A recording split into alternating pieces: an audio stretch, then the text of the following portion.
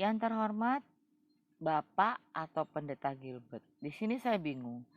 Entah saya mau memanggilnya Bapak atau Pendeta, sebab kalau pendeta itu rasanya Bapak ini segala urusan Bapak ini menjadi fokus utama adalah kerohanian.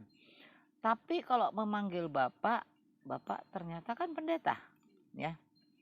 Pak, kami ya, walaupun yang beragama Nasrani atau bukan, memandang Bapak itu adalah seorang rohaniawan, pendeta yang memang mungkin dari orang-orang sebagian dari yang beragama Nasrani sangat menghormati Bapak.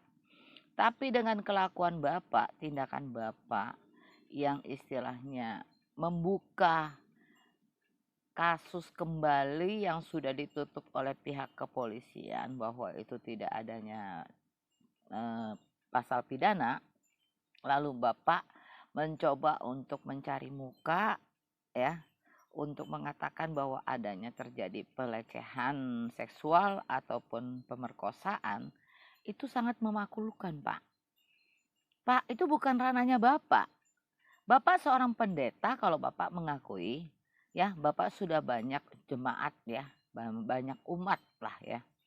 Lalu Bapak masuk ke ranah hukum, kepolisian, maupun dari institusi lembaga-lembaga hukum yang lainnya. Bapak mencampuri, mengatakan bahwa adanya pelecehan dan lain sebagainya. Dan satu hal yang paling penting, Bapak ini pengkhianat. Kenapa kami katakan Bapak pengkhianat?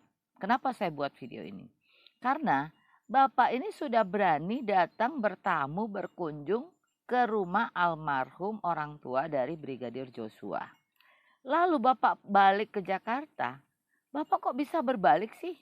Lantas Bapak kok seakan-akan memojokkan keluarga Brigadir Joshua, dan Bapak mengatakan bahwa ada terjadi pelecehan seksual ataupun juga pemerkosaan dan lain sebagainya. Kasus ini ada. Padahal Bapak itu bukan ranah Bapak, Pak.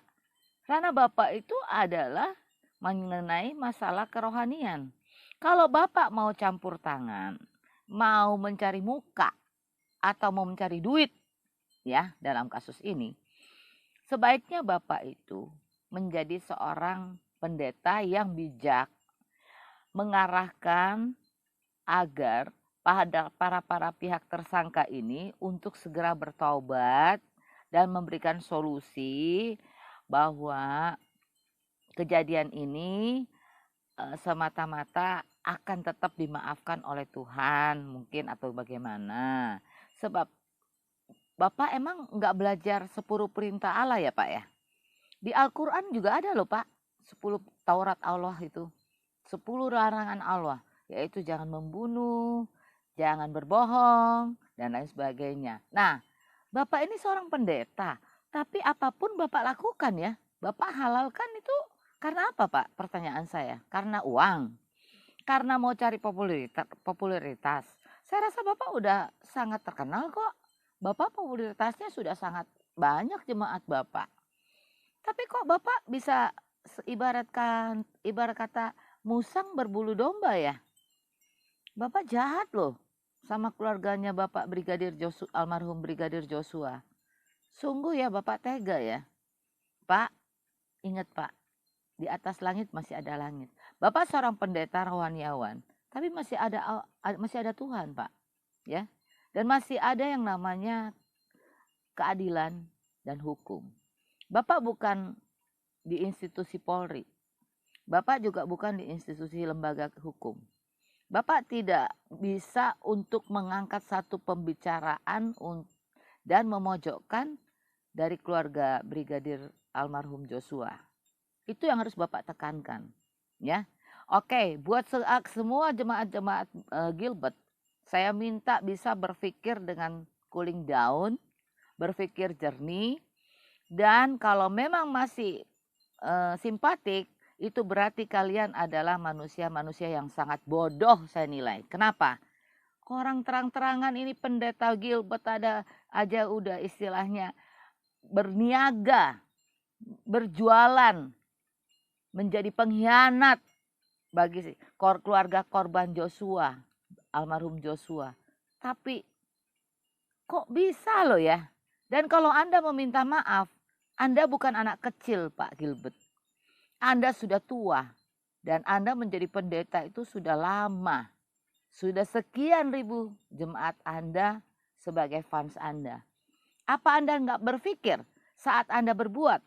Apakah mata Anda, pikiran Anda, hati Anda, semuanya yang ada dalam kehidupan Anda itu tertutup dengan uang? Ingat Pak Gilbert, suatu hari Anda akan meninggal. Ya, jadi apapun yang Anda kumpulkan selama ini, ya, baik amal ibadah, itu semua hilang dengan perbuatan Anda yang menjadi sok pahlawan dan melecehkan, bahkan tidak membantu ya kasusnya almarhum Brigadir Joshua. Ingat loh, Anda itu tidak lebih dari jablay. Ingat ya, Anda tidak lebih dari jablay agama bagi saya. Terima kasih.